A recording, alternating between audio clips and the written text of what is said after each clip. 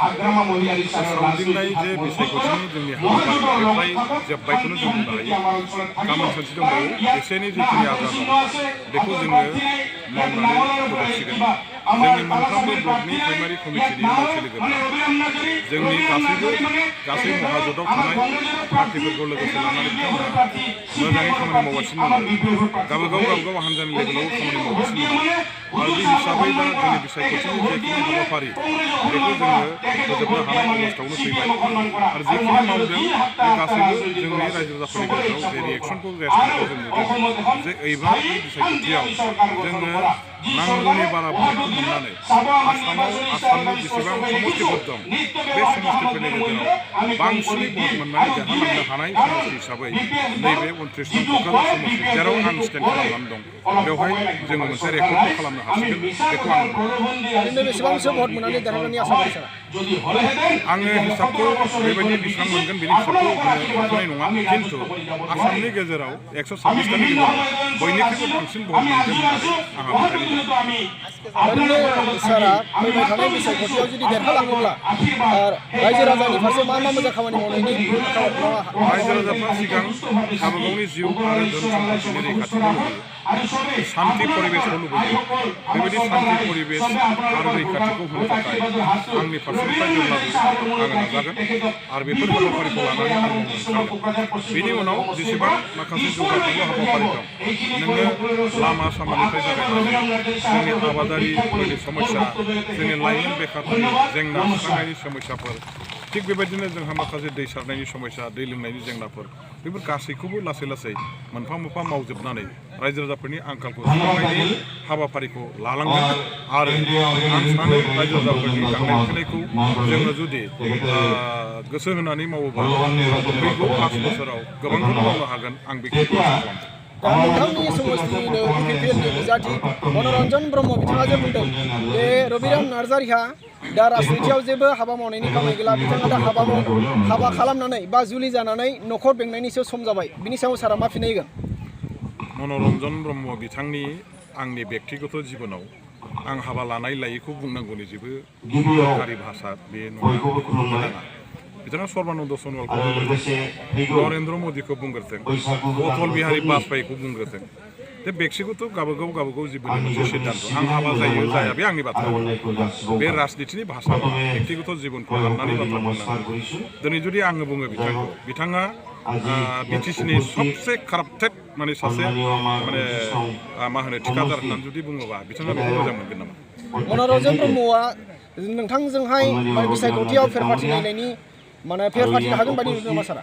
मनरन्जन ब्रह्मआ बेसेबांबा गोजानाव थाबोनाय सासे बेंगुरा बिजाथि, बिथांनाव थाखाल' दङ, रायजो राजा बिथांनि थाखा फैसाखौ लुट खालामनानै जानो थाखायसो जेसेबां थाखा दं बेखौ संख्ल'नानै जानो थाखाय दिनै रायजो राजाफ्रा बिथांजों खारफादों, साफिफादों आरो बिथांमोनानो जोंनो खोन्थाहरगासिनो दं जों बिनि थाखाजोंसो खारफादों, मनरन्जनजों जों खारफायाखै।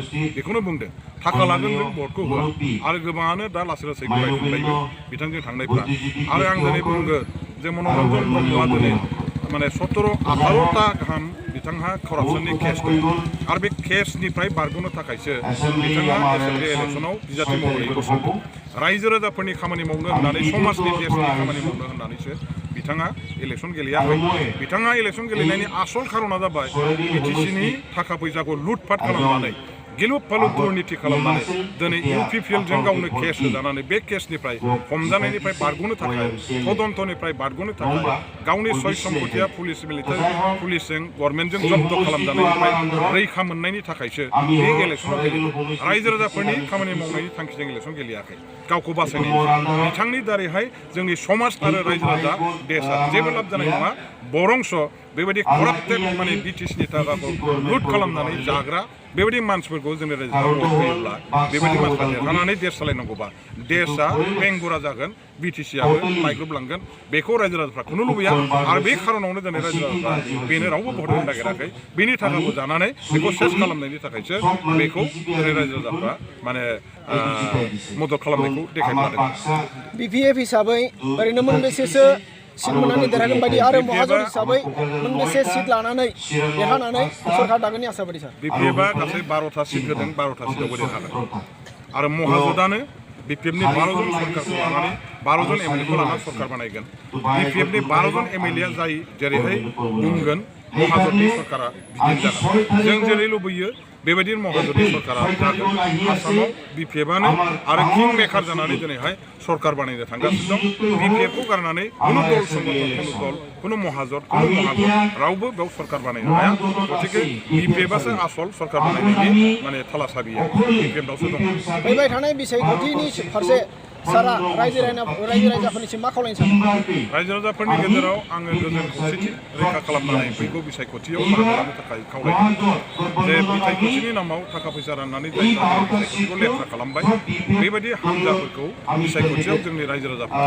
गणतन्त्रखौ रैखा खालामनायनि नामाव जोंनि सुबुं मोनथायखौ रैखा खालामनायनि नामाव जाहाथे जोङो बेबायदि थाखा फैसानि दहाय लानानै खालामनाय राजनितिखौ नाखस खालामनानै जोंनि रायजो राजाफोरनि आरो आइ आफाफोरनि लोगोसे जोंनि ओनसोलनि थाखाय खामानि मावनो ओंखारनाय जौगाखांनायजों जड़ित थानाय नैबे BPF हान्जाखौ जाहाथे बयबो भट होनानै हायो बेनि थाखाय आङो 12था समष्टिनि गासैबो जोंनि भटार रायजो राजाफोरखौ खावलायबाय